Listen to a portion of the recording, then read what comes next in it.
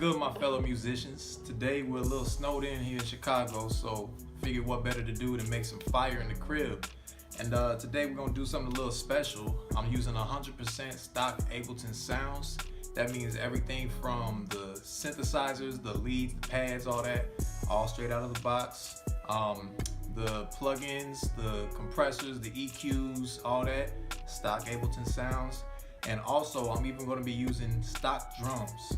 Every single drum sample you hear in here, even the 808, is going to come straight out of the box that comes with Ableton Live 10 Suite. So if you own a copy of this, you'll be able to recreate every single thing I did in here.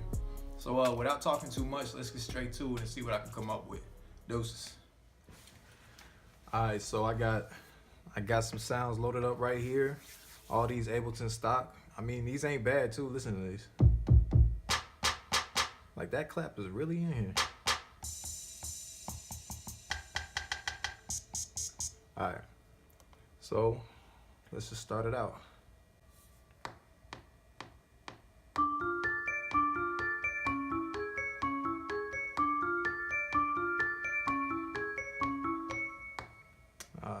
Messed it up, but thanks to Ableton, we could just, shorten that up a little bit.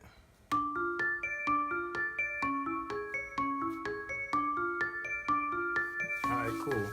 Let's work with that.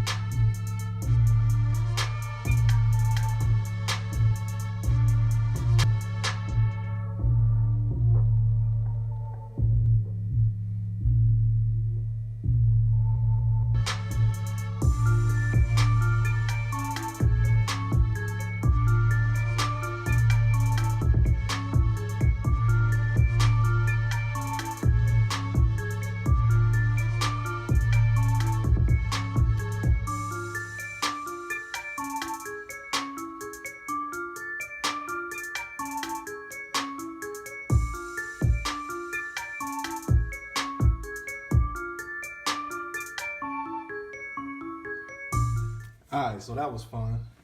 That like I said before, all of that was Ableton Stock Sounds. Everything you hear in here, all Ableton Stock Sounds.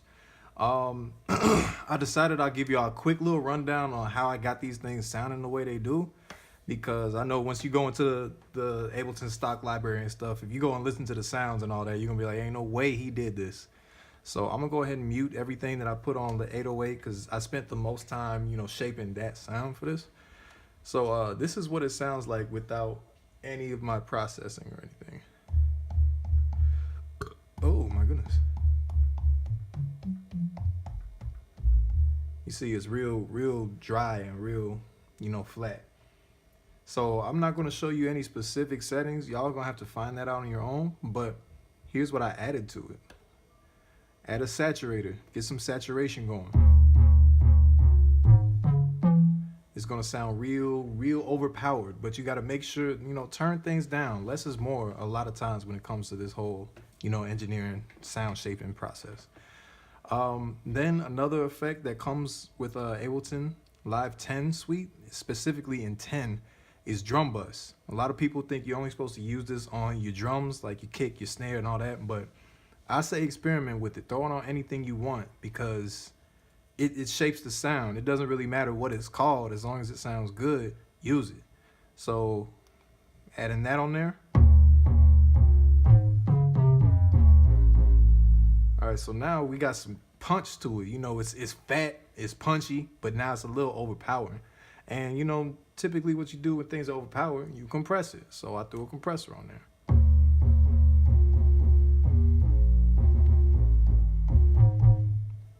And once you get those down, just tweak the settings.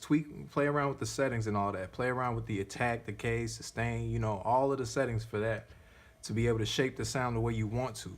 Like, the possibilities are endless. It's 2019.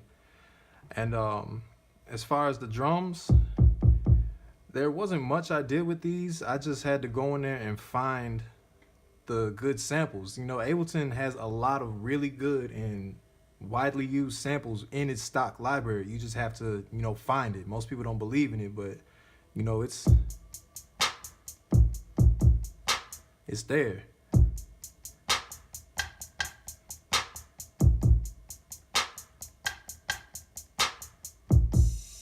It's there. And the rest of these sounds, they're just, some bells and some strings and stuff from the stock library.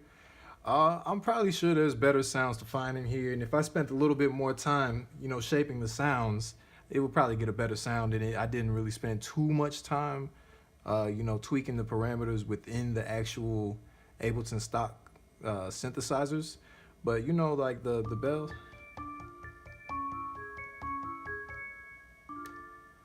I got some strings here.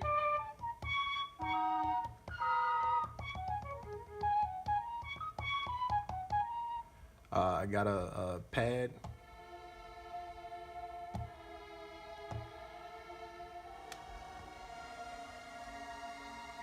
That's a really nice one. I might use that in something else. And this extremely ugly brass. Oh, I think I tweaked something here.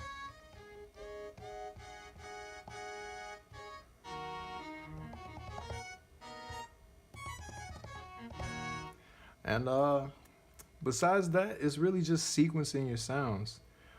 Oh, actually, one more thing. You probably noticed I was changing some parameters in here.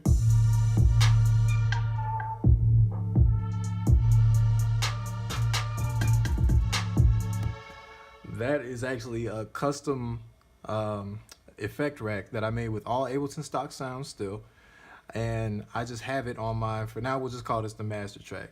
It says music aux, and you can figure out what's going on with that on your own. That's a little secret I'll leave for you to find out on how to do that. But basically we'll call it the master track.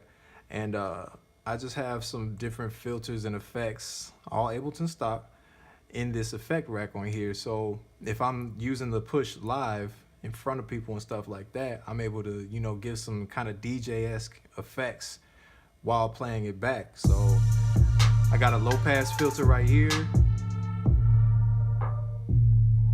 high pass, some reverb. Got some sort of type of glitch effect right here. I can change the speed of the glitch effect.